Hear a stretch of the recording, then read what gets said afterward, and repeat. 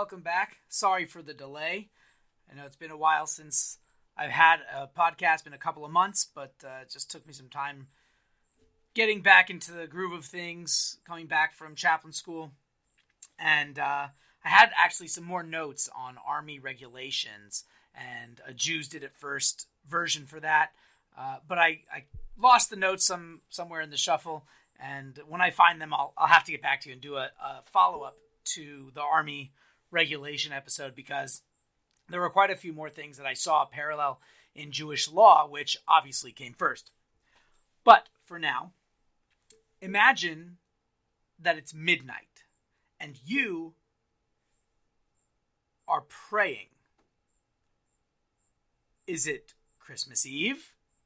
No, it's Shabbos Slichos. What? What's that? What? Shabbos Slichos? What are you talking about?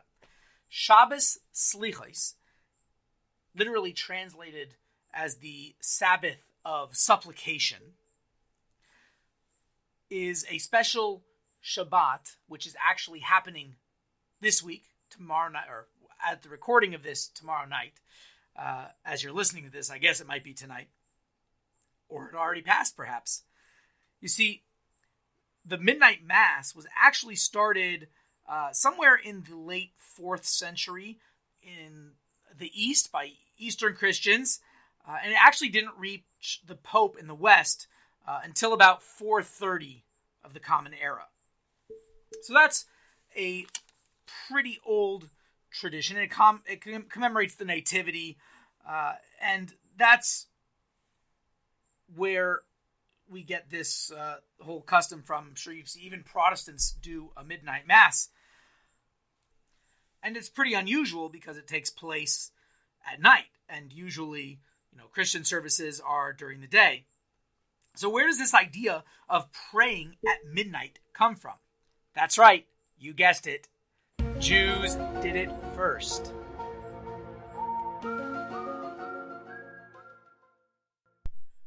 Now, to be fair, there is a little bit of uncertainty as to when this custom started, and we'll get into that in a little bit, but it is definitely mentioned or alluded to in the Talmud, and certainly mentioned in the Zohar.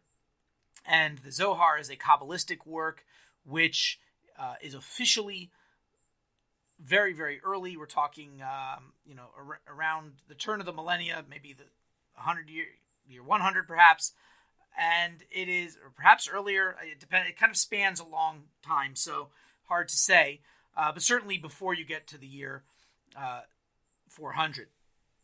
So Rosh Hashanah, the Jewish New Year, is a very holy time, and the world is judged for the past year and given blessing for the year to come.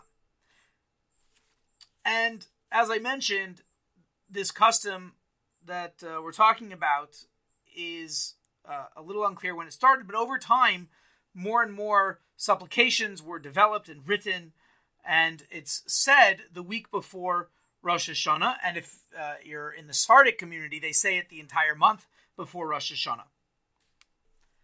And the fact that both Sephardic and Ashkenazic Jews say this indicates that it is from a time very early on in the Roman exile.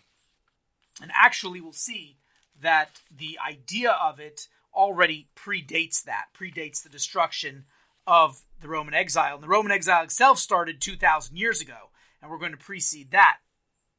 So, when are these prayers said? Well, most days they're said early in the morning. The slichos, the supplications, are said early in the morning before our morning prayers.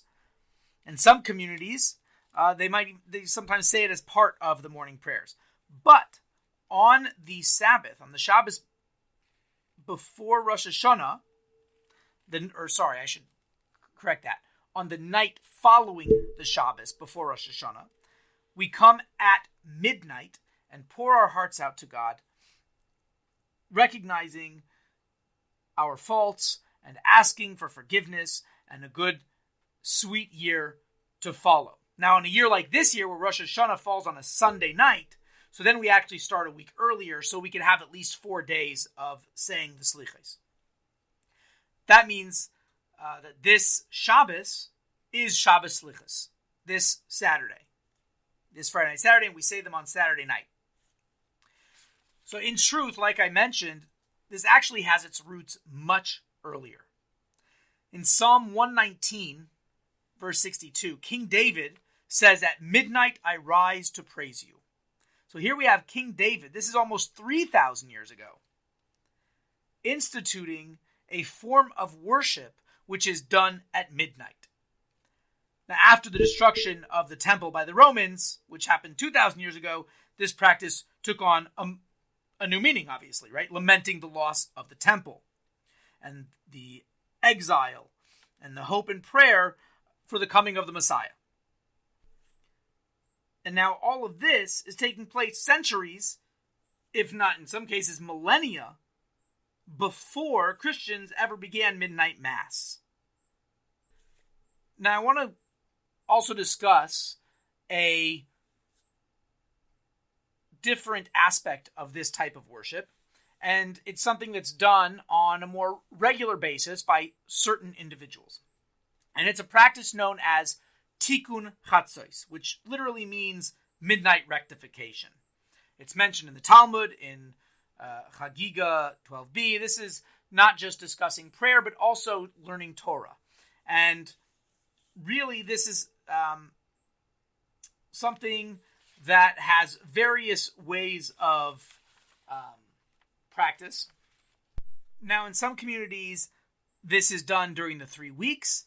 And if we fast forward to modern times, say the last couple hundred years, as the Hasidic movement really started coming into its own, the Alter Rebbe, Rabbi Shneur Zalman of Liadi, stated in his magnum opus, the Tanya, which is a major work of Hasidic philosophy. So he suggests there that really Tikkun Chatzos should be done every day. But it's very difficult. So if you could at least do it once a week, that would be great. And in all honesty, it's really been widely accepted that even this is a lot for people to do. So what will happen is, at least, before bed, maybe once a week, we should contemplate deeply where we're holding in life and think about our service of God and rededicate ourselves to Him, even if we don't do the official Tikkun Chatzos, getting up at midnight and then praying and learning Torah the entire night. So with regards, though, to Shabbos Slichos, which is coming up,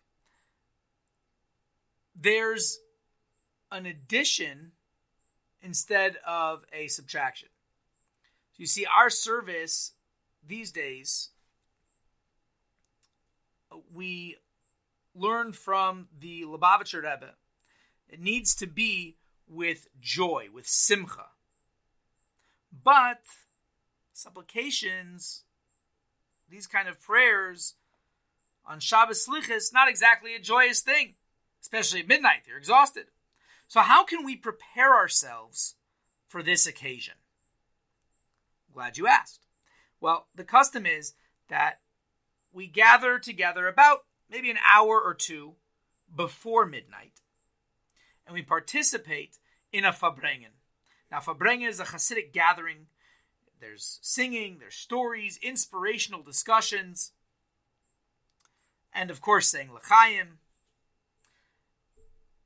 And through this transformative experience, we go from being regular people about to pray to being, as we say in Yiddish, gewalteldikerheit. Now, I must admit, I'm not exactly sure what this word means. I think it means something along the lines of restless, of not being comfortable, of you don't want to be too comfortable. Oh yeah, we'll go to synagogue, we'll say a few prayers, and that's the way it goes. It's Shabbos Slichos. No, you have to become a little uncomfortable, a little zutreselt, a little shaking, a little trembling before God, uneasy. And so we have this Farbrengen. For an example of a Farbrengen, you can check out on the YouTube page and on my Facebook page, not on the Jews Did It First Facebook page. Well, maybe I should put it over there also. I think I could share it there. We had a Farbrengen the other night for Chai Elul, which is the birthday of the Alter Rebbe, who we've been talking about, as well as the birthday of the Baal Shem Tov, who started the Chabad movement. There was a wonderful Farbrengen, an hour and a half Farbrengen, with some of the students that were here, as well as with some of the people online. So that's enough about the Farbrengen. But I hope that you have the ability to go to your local Chabad house this Saturday night and really prepare yourselves for Rosh Hashanah in a Hasidic way. As always, I'd like to leave you with a little Devar Torah, a little something to take with you into the weekend, a word of Torah, of inspiration, and I need to have a cool intro for that. Maybe someone can send me something. I think there's a good way to introduce the Devar Torah. I'd appreciate that. Just you can email it to JewsDidItFirst@gmail.com. And I'd love to take a look at those and listen to them. Maybe we'll put something in there. So this actually comes from a book called Hayom Yom, which means day to day, Hayom Yom. It was really the first book, to my knowledge, that was compiled by the Rebbe, by the Lubavitcher Rebbe. And it's a collection of daily aphorisms from his father-in-law and from various sources, sometimes dealing with, inspirational thoughts, sometimes customs, Jewish law, various things. And this one is a story. And this is from, I believe it was from Tuesday. This was from Tuesday's Hayom Yom, from the 17th of Elul. And it goes like this. It used to be that the Alter Rebbe, who founded the Chabad movement, he used to read the Torah by himself. He would do the Torah reading. But one time, he was not in Lozno. That's the city they lived in. And so, he couldn't do the Torah reading. It was this coming Shabbos, Parshas Kisavai. And the thing about Parshas Kisavai is that it has the blessings and the curses that are said to the Jewish people, if they don't do the mitzvahs.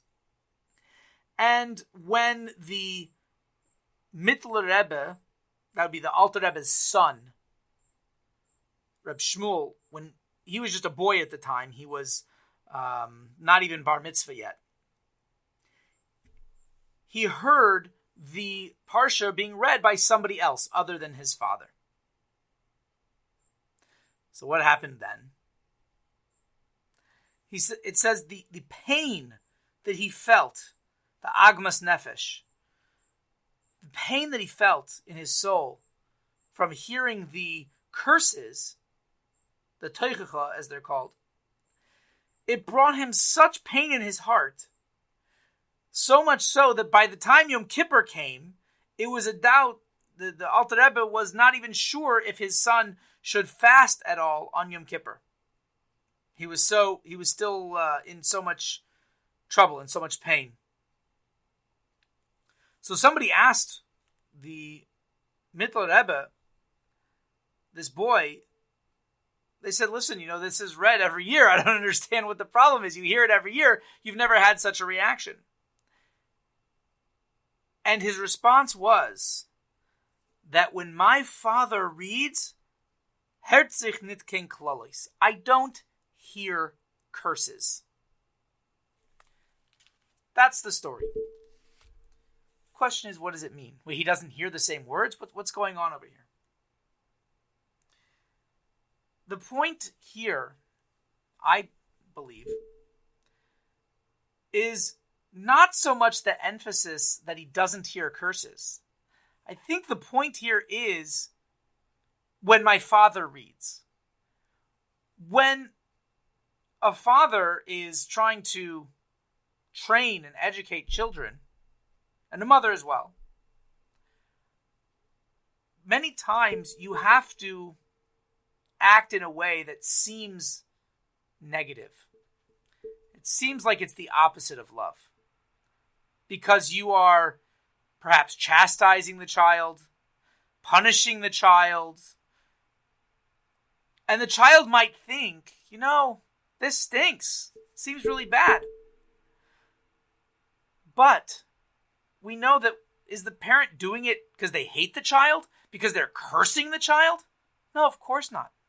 Just the opposite. It's because they love the child and they want to see the child succeed and they want to see the child become a good and honorable person that they do this to the child. And so here this boy is saying, when my father reads, when these verses from the Torah, which are dealing with curses and terrible things happening to the Jewish people, when we recognize, when they're read in such a way that they're coming from the Father, they're coming from God as he relates to us as a father. So then I don't hear curses. I don't hear negativity. On the contrary, it's love.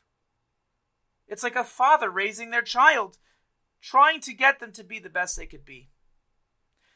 And so we also have to remember, not just when it comes to curses, but when things happen in our life, which are not so great, they seem like they're not good things.